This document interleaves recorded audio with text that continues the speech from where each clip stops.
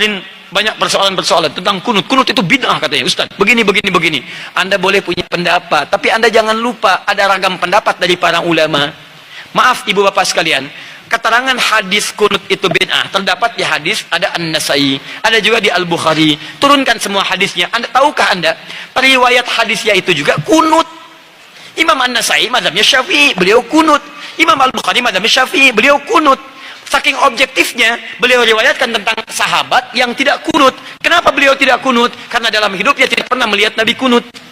Sahabat ini, tapi kan yang lain banyak sahabat juga. Di ketika Nabi berjalan, tidak semua sahabat ikut. Nabi ke Badar, sebagian sahabat ikut. Nabi ke Uhud, sebagian sahabat ikut. Tidak setiap tempat sahabat ikut semua. Saya mau ke Uhud ya, semua Madinah ikut ke Uhud. Madinah kosong. Saya ke Badar ya, saya ke Taif ya, apa semua ikut? Tidak, semua menyebar. Makanya ketika Nabi perjalanan, sebagian sahabat ikut.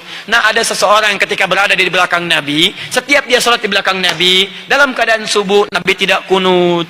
Sedangkan sifat sahabat itu mengamalkan apa yang dilihat. Jadi yang dia lihat itu yang diamalkan. Misal, Wa'il bin Hujur, sholat di belakang Nabi, Nabi turun pakai lutut. Abu Hurairah sholat di belakang Nabi, Nabi turun sujud pakai telapak tangan. Walaupun keduanya tahu riwayat itu, tapi mohon maaf, mereka mengamalkan apa yang dilihat. Wa'il pakai lutut, Abu Hurairah pakai telapak tangan. Dua-duanya benar, yang salah yang pakai kepala duluan.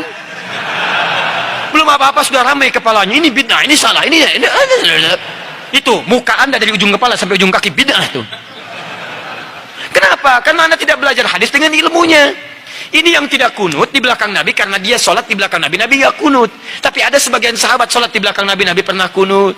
Ada Abdullah bin Umar, Nabi mengajarkan kunut pada Al-Hasan cucunya. Dari situ disimpulkan oleh ulama. Apa kesimpulannya? Yang mau kunut silahkan. Maka Imam Malik kunut, kunutnya sebelum ruku disirkan. Imam Malik itu Masya Allah, anak sahabat besar. Anas bin Malik, lahir anaknya Malik bin Anas, 93 Hijrah, lahirnya di Madinah, tumbuh di Madinah, besar di Madinah, jadi mufti di Madinah, wafat di Madinah, dikenal dengan Imam Madinah, Darul Hijrah, Imam Madinah kunutnya sir. Imam Syafi'i muridnya Imam Malik, lahir tahun 150 Hijrah, kunut. Beda dengan gurunya, Syafi'i dijaharkan, kunutnya ba'da ruku, bangun setelah i'tidal dijaharkan. Bacaannya sama dari Nabi, Allahumma hdini fiman hadid. Kalau jadi imam, Allahumma hdina fiman hadid. Imam Abu Hanifah wafat tahun 150 Hijrah, memilih yang tidak kunut, ngambil hadis sahabat yang tadi. Karena kata beliau asalnya tidak kunut. Ada kejadian di Bir Maunah, Nabi kunut, setelah itu tidak kunut lagi. Maka disimpulkan kunut itu menurut saya tidak ada. Karena sementara saja, setelah itu tidak ada. Maka kembali ke asal, tidak ada kunut. Abu Hanifah tidak kunut, diamalkan itu dari yang tadi. Imam Ahmad datang kemudian, lahir tahun 163 Hijrah. Imam Ahmad muridnya Imam Syafi'i, Syafi'i muridnya Imam Malik. Imam Malik masa yang sama dengan Imam Abu Hanifah, wafatnya duluan Abu Hanifah. Apa yang terjadi dengan Imam Ahmad? Kata Imam Ahmad, saya ambil yang pertengahan, tengah-tengah saja. Ini kunut jahar, ini tidak kunut. Saya ambil tengah-tengah. Apa tengah-tengahnya? Nabi kunut saat ada peristiwa besar membutuhkan doa. Sebelumnya tidak kunut. Saat ada peristiwa itu beliau kunut. Setelah itu tidak kunut lagi. Menurut pemahaman Imam Ahmad bin Hanbal. Maka saya simpulkan kunut itu saat ada peristiwa besar saja yang butuh doa. Peristiwa besar butuh doa namanya nazilah. Maka dikenal dengan kunut nazilah. Tapi hebatnya Imam Ahmad dengan Imam Syafi'i tidak ada masalah. Salat di belakang Imam Syafi'i beliau kunut.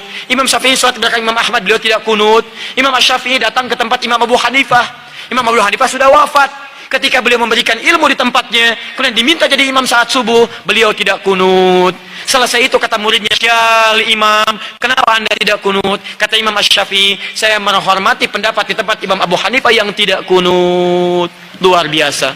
Imam besar, ahli fikih, imam madhab, ahli hadis, paham hadisnya, tidak ada masalah. Antum bukan imam besar, jadi makmum kadang-kadang, Quran belum hafal, hadis belum tahu, Masya Allah, gara-gara masalah kunut, pada tidak ke masjid. Yang kunut benar, yang tidak kunut benar, yang salah yang tidak sholat subuh. Tuh, ini masalahnya. Jadi kalau guru-guru bersanad itu enak. Silakan, Imam Malik wafat di Madinah, tapi mazhabnya menyebar di Libya, Tunisia, Maroko.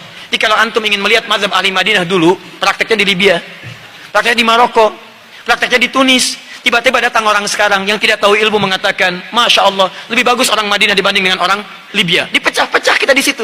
Padahal dua-duanya bagus. Madinah sekarang mazhabnya Ahmad bin Hanbal, datang belakangan.